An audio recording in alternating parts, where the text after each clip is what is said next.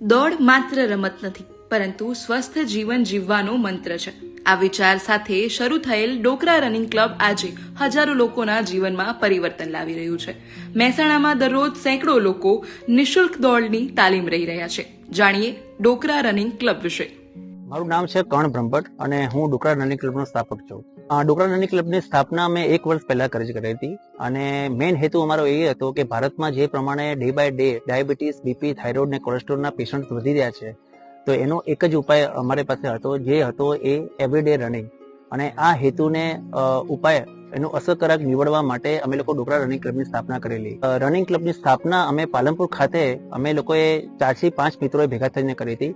પછી 5 મિત્રોમાંથી અમે લોકો 50 થયા, 50 માંથી અત્યારે 500 થયા અને ટોટલ ઓફિશિયલી 15,000 થી વધારે લોકો ડોકરા રનિંગ ક્લબમાં અત્યારે જોડાયેલા છે અને ટોટલ 4,000 થી વધારે વ્યક્તિઓ અત્યારે ગ્રાઉન્ડ ઉપર દોડી રહ્યા છે. ડોકરા રનિંગ ક્લબમાં 4 વર્ષના બાળકથી માંડીને 80 વર્ષના વૃદ્ધ સુધી દોડી રહ્યા છે, જેમાં ઘણા બધા મિત્રો અને નાના બાળકો અત્યારે સ્કૂલમાંથી સ્કૂલ ચેમ્પિયન બન્યા છે, ઘણા બધા લોકો સ્ટેટ ચેમ્પિયન બન્યા છે, જે વૃદ્ધો દોડી નથી શકતા અત્યારે મેરેથોન વિનર બન્યા છે.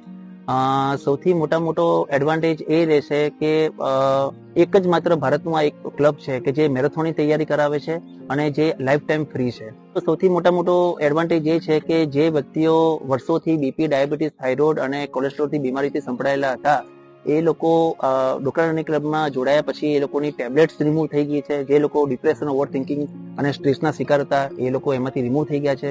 જે લોકો દારૂ, બીડી, સિગરેટ અને તંબાકુનું સેવન કરતા હતા, જે લોકો રાતે 2 વાગ્યા સુધી સૂઈ નતા શકતા, એ લોકોના વ્યસન છૂટી ગયા છે અને એ લોકો સવારે 5 વાગે ઉઠી અને સવારે ગ્રાઉન્ડ ઉપર આવીને દોડી રહ્યા છે. જ્યારે આશરે પહેલા હું 2 થી 3 વર્ષ પહેલા હું પાલનપુરમાં અમે લોકો એક વોક કરવા જતા હતા, ત્યારે આફ્રિકન અમુક 4 થી 5 વ્યક્તિઓ અમને જોડાયેલા હતા.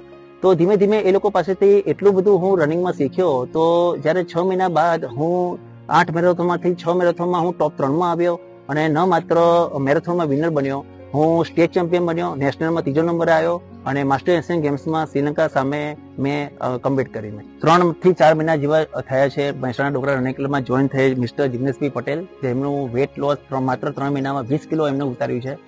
બાજુમાં રહેલા નરસિંહભાઈ ચૌધરી કે જેમને 24 કિલો વજન ઘટાડ્યું છે એમને, અને બાજુમાં રાહુલભાઈ ચૌધરી ડોકરા રનિંગ ક્લબ જોઈન કરે 40 થી 50 કિલો એમને વજન ઘટાડ્યું છે.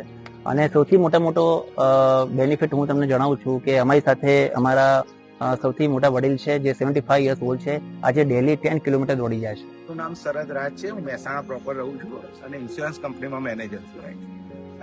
એકચ્યુઅલી મેં ગયા વર્ષે 7 મહિના પહેલા રનિંગ ચાલુ કરી હતી અને રનિંગ ચાલુ કરીને લગભગ ધીરે દોડવાનું ચાલુ હતું. પરંતુ 5 મહિના પહેલા મેં ડોકરા રનિંગ ક્લબ જોઈન કરી. ડોકરા રનિંગ ક્લબ જોઈન કરી ત્યારે અમે ફક્ત 5 લોકોએ આ રનિંગ ક્લબનું ચાલુ કરી હતી. 5 લોકોથી અમે આ ગ્રુપ ચાલુ કર્યું હતું, જે અત્યારે લગભગ 600-700 વ્યક્તિઓ અમારા ગ્રુપમાં જોઈન થયેલા છે.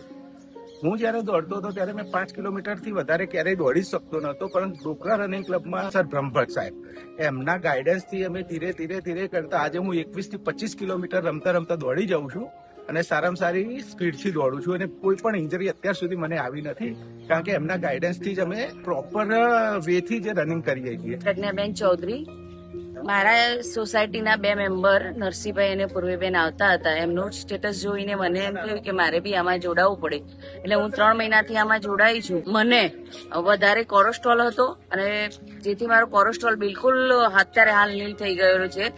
મારું સ્ટેમિના ખૂબ વધી ગયું. હું 5 કિલોમીટર પર રનિંગ નથી કરી શકતી, અત્યારે હું 21 કિલોમીટર પર રનિંગ કરેલું છે, કારણ કે આ પોતાની માટે છે.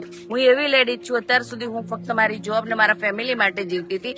હવે હું અમારી જાત માટે જીવું છું. એટલે જેને પોતાની જાત માટે જીવવાનું શરૂ નથી કર્યું, એ બહેનોને મારો એટલો સંદેશ છે કે પોતાની જાત માટે સમય ફાળવો અને પોતાની જિંદગીને, પોતાના આનંદને માણો.